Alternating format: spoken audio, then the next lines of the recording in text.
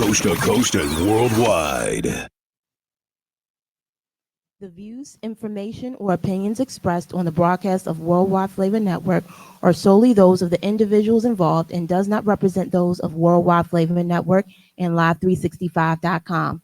Worldwide Flavor Network is not responsible and does not verify for accuracy of the information contained on any live or recorded broadcast available for listening on the site. You've tuned in to the Friday Night Live Show with your boy, Deron Big Status Peaks.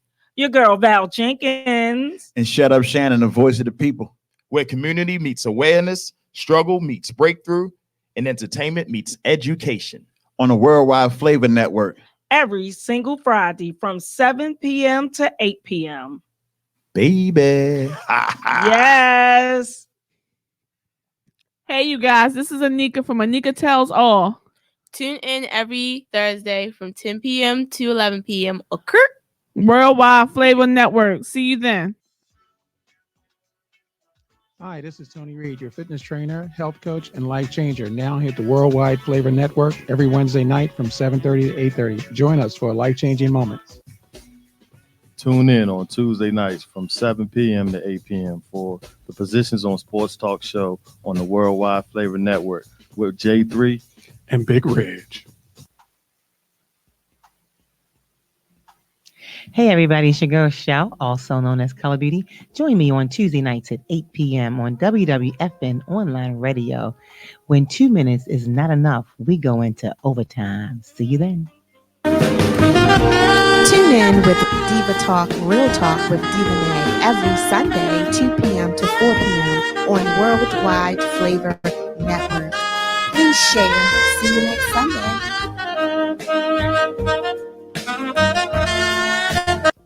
This show is being sponsored by Worldwide Flavor Network. If you are looking to have your own radio show, come and join us here on WWFN Online Radio. Contact us via our website, www.worldwideflavornetwork.com. It's your girl, A. Michelle. Join us on Sundays from 10 until 12 noon for the Baltimore Flavor Gospel Show on Worldwide Flavor Network.